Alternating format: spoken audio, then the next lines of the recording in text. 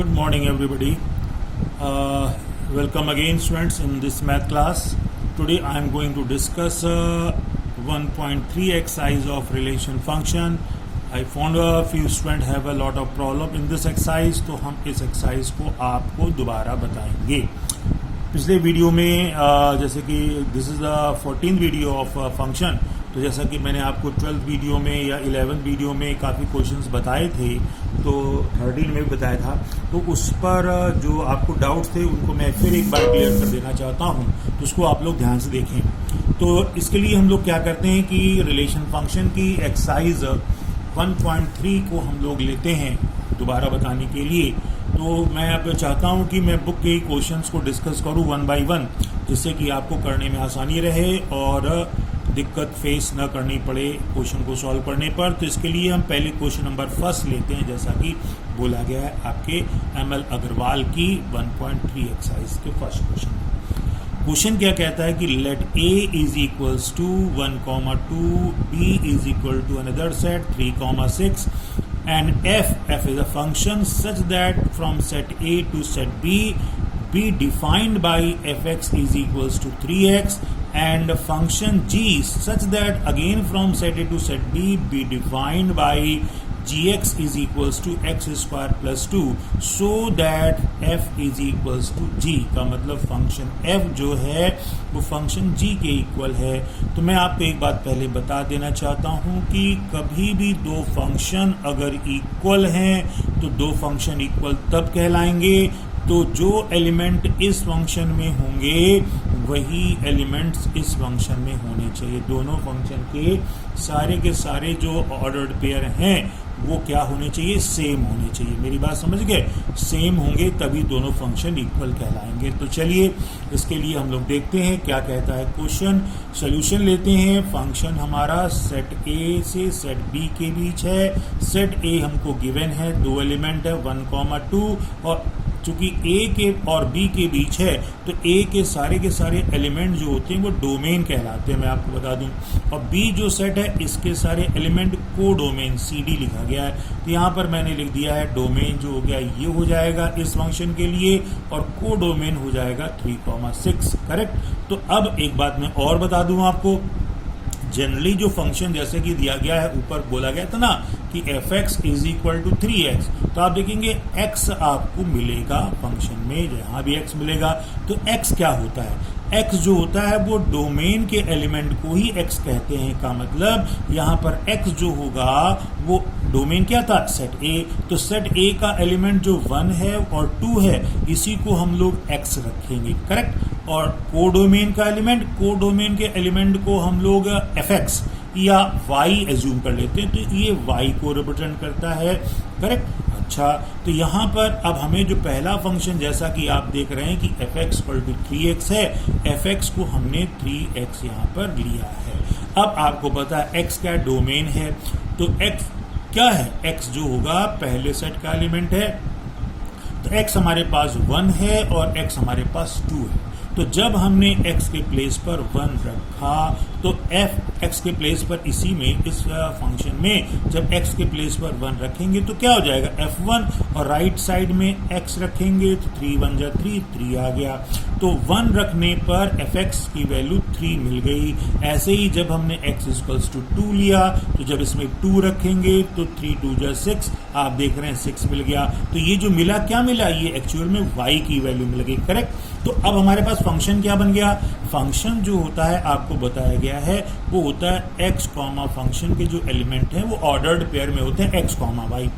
तो पहले के लिए x 1 था, y की वैल्यू 3 आ गई, तो 1,3 हमारा a का फंक्शन का एलिमेंट हो गया. और अब दूसरी वैल्यू x की 2 थी और y क्या मिला 6, तो 2,6 x कॉमा y लिखते हैं ना, तो 2,6 ये दूसरा एलिमेंट मिल गया फंक्शन का, क्योंकि दो ही मिलेंगे यहाँ पर, दो ही एलिमेंट x के थे.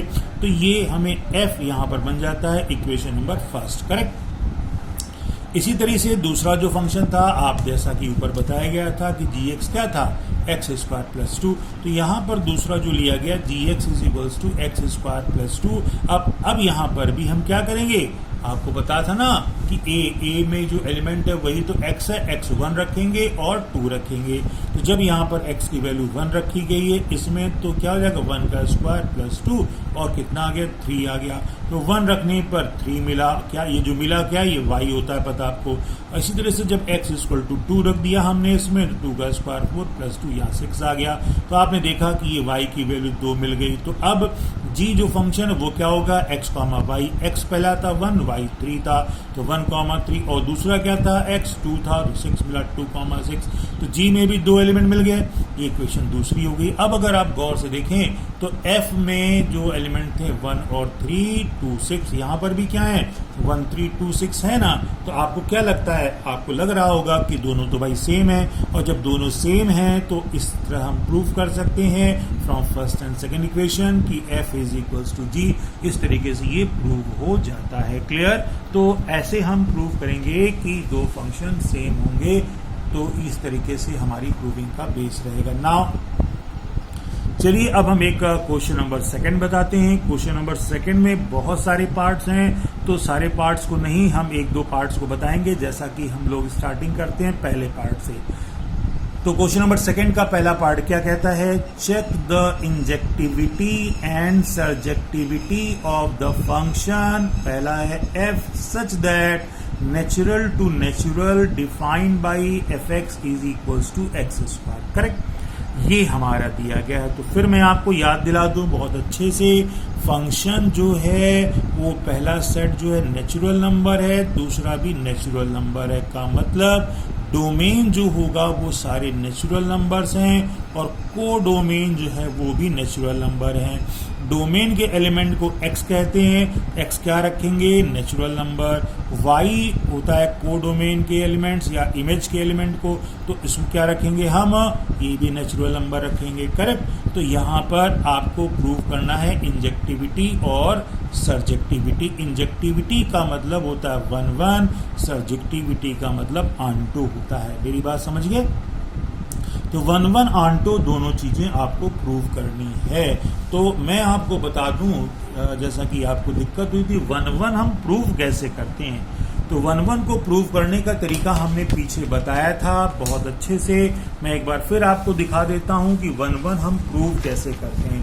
तो जरा सा आप देखेंगे यहाँ पर फॉर 1 1 के लिए क्या करते हैं।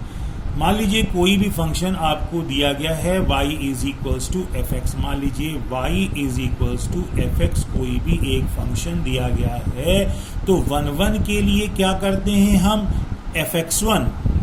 fx1 is equals to fx2 लेते हैं। fx1 is equals to fx2 लेकर अगर हम ये प्रूव कर दें कि x1 इज इक्वल्स टू क्या हो जाता है, x2 हो जाता है। मेरी बात समझें, इसमें अगर डाउट है तो मैं थोड़ा सा और क्लियर कर दूं आपको। जैसे मान लीजिए कि y is equals to f x एक फंक्शन है, तो इसके लिए क्या करते हैं, अच्छा थोड़ा सा हम आपको एरो डायग्राम से समझा देते हैं, जरा ध्यान देखेंगे आप लोग। ये मान लीजिए एक हमने बना दिया है, ये आपका डोमेन कहलाएगा, ये कोडोमेन है। अब डोमेन के एलिमेंट को हम x लेते हैं, तो ये x1 हो गया, ये x2 हो गया, ये x3 हो गया, ऐसे बहुत सारे हैं। कोडोमेन हो गया fx1 इसको लिया गया है, fx2 लिया गया है और ये fx3 लिया गया है एंड सो ऑन। तो अब x1 की जो इमेज है वो fx1 है, x2 की इमेज fx2 है, x3 की fx3 है और इस तरह से और भी बहुत होंगे। तो मैं ये बता रहा हूं कि 1 1 क्या मतलब होता है। जैसा कि 1 1 आपको पीछे बताया गया, एक डोमेन के एलिमेंट की एक इमेज होगी, मतलब सभी की इमेज जो होगी अलग अलग होगी, किसी भी दो एलिमेंट की एक इमेज नहीं होगी। अगर किसी भी दो एलिमेंट की एक इमेज हो जाती है तो मैनी का 1 मैनी 1 कहलाएगा, 1 का 1 के साथ है भाई तो 1 1 कहलाएगा। तो इसके लिए क्या करते थे, जैसा कि अभी मैं समझा रहा था आपको, तो इसके लिए हम क्या करते हैं कि जैसे ये fx1 है fx2, तो यहाँ पर हमने fx1 को अगर fx2 के इक्वल ले लिया है, का मतलब इन दोनों को मैंने एक मान लिया है। अब भाई जब दोनों एक हो जाएंगे और अब fx1 की भी इमेज यही है, सॉरी x1 की भी इमेज यही है, x2 की भी इमेज यही है, अगर ये एक मान लिए गए तो ये अगर ये दो हैं तो दो की इमेज एक, तो मैनी का 1 हो जाएगा, तो 1 1 नहीं प्रूव होगा। तो इसलिए जब fx1 को fx2 के इक्वल लिया जाता है तो हम ये प्रूव अगर कर दें कि इन दोनों को एक लेने पर ये दोनों भी एक हो गए, का मतलब x1 इज इक्वल्स टू, अगर x2 हो जाता है तो भाई इन दोनों को एक हुआ, ये भी एक हो गया, तो 1 का तो 1 ही रहा और तब 1 1 प्रूव हो जाता। एक तरीका ये था। किसी क्वेश्चन में एक दूसरा तरीका भी यूज करना पड़ता है जब ये तरीका पॉसिबल नहीं हो पाता है, वो ये रहता है कि इसका रिवर्स। तो ये जो दो एलिमेंट है ना, अभी हमने यहाँ को डोमेन के दो एलिमेंटों को इक्वल लिया, अब डोमेन के दो एलिमेंट लेते हैं, क्या लेते हैं, x1 लेते हैं और x2 लेते हैं, और इनको इक्वल नहीं, इनको डज नॉट इक्वल, मतलब x1 does not equal to x2 ऐसा लेते हैं। ये दोनों इक्वल नहीं है।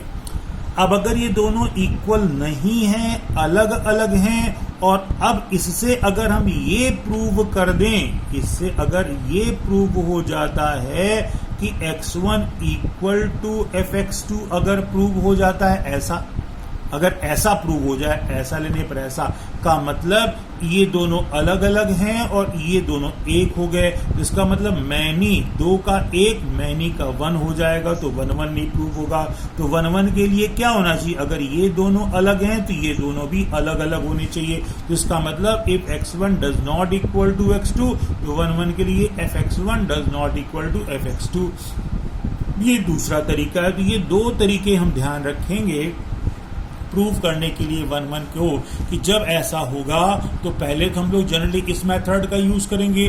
कुछ ऐसे क्वेश्चंस हम बताएंगे जिसमें कि ये मेथड फेल हो जाता है, जिसमें कि ये दोनों कभी इक्वल हो ही नहीं सकते हैं, तो उस केस में हम लोग इस मेथड का यूज करते हैं, या ये दोनों कभी इक्वल नहीं हो सकते हैं। करेक्ट। तो 1 1 की बात समझ में आ गई। अच्छा, तो आते हैं हम लोग अपने क्वेश्चन पर। जैसा कि क्वेश्चन हम लोग डिस्कस कर रहे थे, क्वेश्चन क्या कह रहा था, क्वेश्चन आपके सामने था। क्वेश्चन ये था कि check the injectivity and surjectivity of function fx is equals to x square. Clear.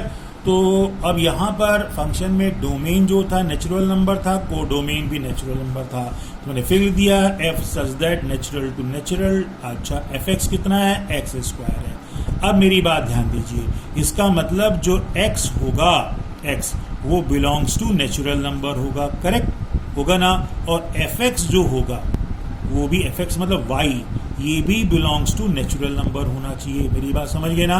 तो अब यहाँ पर fx is equal to x square है, तो इंजेक्टिविटी या 1 1 के लिए क्या लिया था, पहला रूल हम लोगों ने लिया था fx1 is equal to fx2, ले लिया भाई, fx1 is equal to fx2, और fx कितना है, एक्स स्क्वायर। जब x1 कर दिया यहाँ पर तो x1 स्क्वायर हो गया इज इक्वल टू ये x2 स्क्वायर हो गया। अब आप जानते हैं कि x1 स्क्वायर x2 स्क्वायर से जब x1 निकालेंगे तो कितना हो जाएगा, प्लस माइनस x2 हो जाएगा, करेक्ट। अब कहने का मतलब कि दो x1 fx2 को इक्वल लेने पर ये x1 की दो वैल्यू आ रही हैं। अब x1 is equal two plus minus x2। अब यहाँ पर जो हमें दिया गया है, अगर देखें आप, तो x क्या है, बिलोंग्स नेचुरल नंबर। अब यहाँ पर वही चीज लिखी मैंने कि अब हियर x1 x2 दोनों नेचुरल नंबर हैं, और natural number does not equal to negative. तो नेचुरल नंबर नेगेटिव तो हो ही नहीं सकता है, तो नेगेटिव का साइन यहाँ पर नहीं लेंगे हम, क्योंकि हमारा जो डोमेन है वो पॉजिटिव है। तो x1 यहाँ पर क्या हो जाएगा, इक्वल टू प्लस x2 मतलब x2। तो इससे ये प्रूव हो जाता है कि fx1 is equal to fx2 लेने पर x1 is equal to x2 आ जाता है, करेक्ट। तो ये हमारा फंक्शन क्या होता है, 1 1 प्रूव हो जाता है। क्लियर हो गई बात। अच्छा, तो अब दूसरी बात आती है सर्जेक्टिविटी। सर्जेक्टिविटी का मतलब आंटो कैसे प्रूव करेंगे, इस बात को आप समझेंगे। तो आंटो के लिए आंटो की डेफिनेशन क्या होती है, आंटो का मतलब क्या होता है, मैं एक बार आपको रे डायग्राम से बता दूं। तो देखेंगे हम लोग यहाँ पर, अगर आंटो की बात करें, आंटो क्या चीज होती है। तो भाई जैसा कि मान लीजिए हमारे पास एक फंक्शन जो मैंने एरो डायग्राम से यहाँ पर शो किया है, तो चलो मान लेते हैं ये हमारा आपका डोमेन था और ये क्या था, कोडोमेन था। यहाँ कुछ एलिमेंट x1 है, x2 है, x3 है, x4 है, x5 है। यहाँ पर क्या है, fx1 है, fx2 है, fx3 है, fx4 है और fx5 है। ठीक, अब इस तरीके से मान लीजिए ये एक दूसरे से रिलेटेड हैं, करेक्ट। तो आंटो का जो मेन मतलब होता है कि कोडोमेन में जितने भी एलिमेंट हैं वो सारे के सारे एलिमेंट जो हैं वो रिलेटेड हैं किसी न किसी एक्स से या किसी न किसी डोमेन के एलिमेंट से। तो ये सारे एलिमेंट अगर रिलेटेड रहेंगे, अगर ये अटैच्ड रहेंगे, ये लिंक्ड रहेंगे डोमेन के किसी न किसी एलिमेंट से, तो हम कहेंगे भाई ये आंटो होगा, करेक्ट। फंक्शन तो है ही है, आंटो तभी होगा। आंटो के लिए ये सारे इंगेज होने चाहिए और जनरली हम इस fx को क्या लेते हैं, y ले लेते हैं। तो अगर ये y होते तो सारे y क्या होंगे, इंगेज होने चाहिए, करेक्ट। अच्छा, अगर हम ये प्रूव कर दें कि यहाँ पर ऐसा कोई y रह जाता है या fx रह जाता है जिसकी कोई प्री इमेज नहीं है तो आंटो नहीं होता है। बात समझा? तो इसी चीज को यहाँ पर हम प्रूव करेंगे। तो प्रूव करने का जो प्रोसेस होता है वो ध्यान दीजिए आप। तो सर्जेक्टिविटी के लिए या आंटो के लिए क्या करते हैं, जो भी हमें fx दिया गया है वो लिख लेते हैं fx² और fx को हम लोग y एज्यूम कर लेते हैं। तो यहाँ पर y is equal to x² हो गया। और अब मैं बता दूं आंटो के लिए दूसरी बात होती, जैसे ये y is equal to x के फंक्शन है, वैसे ही हम लोग इसका reverse x is equal to y के फंक्शन के फॉर्म में निकालते हैं। का मतलब x की इंडिविजुअल वैल्यू निकालते हैं। तो आप देख ही रहे हैं बहुत ईजी है, y is equal to x² है तो x की जो वैल्यू होगी वो अंडर रूट y हो जाएगा, करेक्ट। तो x की वैल्यू क्या मिल गई, यहाँ पर अंडर रूट y मिल गई। और अब आप मेरी बात ध्यान दीजिए, तो x क्या है, अंडर रूट y है और y क्या था, xy क्या था, आपको शुरू में बताया गया था कि x जो था वो नेचुरल नंबर था और y भी नेचुरल नंबर है। तो यहां पर अब ध्यान दीजिए, जब x is equals to under root y होगा तो x नेचुरल नंबर है, y भी नेचुरल नंबर, देखा ना यहां पर लिख दिया है, दोनों नेचुरल नंबर है। अब y यहाँ पर कोई भी नेचुरल नंबर रखा जा सकता है। अगर भाई हम यहाँ पर y की जगह क्या रख दें, 1 रख दें, तो अंडर रूट 1 की वैल्यू 1 होगी और 1x1 आया तो सही है, नेचुरल नंबर x होगा 1, ठीक। लेकिन अब अगर हम y के प्लेस पर जैसे क्या रख दें, 2 रख दें। अब अगर y के प्लेस पर आप 2 रखोगे तो क्या होगा, अगर आप y के प्लेस पर जैसे x is equals to under root y आया तो y के प्लेस पर अगर 2 रख देंगे तो x की वैल्यू क्या आ गई, अंडर रूट 2 आ गई। तो अंडर रूट 2 क्या नेचुरल नंबर है, तो आप देखेंगे अंडर रूट 2 नेचुरल नंबर नहीं होता है। तो इसका मतलब जैसे y तो नेचुरल नंबर है, तो कोडोमेन में जैसा था ये यहाँ पर 1 भी होगा, 2 भी होगा, 3 भी होगा, 4 होगा, सब होगा, क्योंकि ये नेचुरल नंबर का सेट था। और इसमें किसी नेचुरल नंबर जैसे 2 को हमने रखा 2 को, तो देखा क्या, उसके लिए x जो मिला वो अंडर रूट 2, मतलब अब अंडर रूट 2 x भी तो नेचुरल नंबर था, अब ये नेचुरल नंबर होंगे, नेचुरल नंबर तो रूट 2 होता ही नहीं है, तो मतलब इस y इज इक्वल टू 2 का की कोई प्री इमेज नहीं होगी। जब नहीं होगी तो ये y इज इक्वल टू 2 अगर मान लो यहाँ रहता है तो ये जो होगा इंगेज नहीं होगा, इंगेज नहीं होगा तो ये आपका आंटो नहीं होगा। क्लियर? तो यहाँ पर वही बात है, चाहे हम यहाँ पर 2 रख दें, 3 रख दें, 5 रख दें, ठीक है ना, तो जो भी रखेंगे तो x क्या मिलेगा, रूट 2, रूट 3, रूट 5, और ये सभी जो हैं नेचुरल नंबर के एलिमेंट नहीं हैं, का मतलब इन y की कोई भी प्री इमेज नहीं मिलेगी। ये सारे y जो होंगे वो इंगेज नहीं होंगे, का मतलब फंक्शन आंटो नहीं होगा। क्लियर? तो ये बात आप समझेंगे। अब भी अगर नहीं आया है तो दोबारा पूछेंगे। तो ये बात ध्यान रखिएगा, आंटो को प्रूव करने का ये तरीका होता है। तो बस ये चीज जो बताई गई इसको आप दिमाग में रखिए, क्योंकि आगे के जो क्वेश्चन हम आपको बताएंगे वो तभी क्लियर होंगे जब ये 1-1 आंटो का कॉन्सेप्ट आपके दिमाग में अच्छे से आ गया होगा। तो चलिए हम लोग इस वीडियो को यहीं फिनिश करते हैं। आगे हम लोग 15 फंक्शन के वीडियो में डिस्कस करेंगे कुछ और क्वेश्चंस के लिए। तो वेट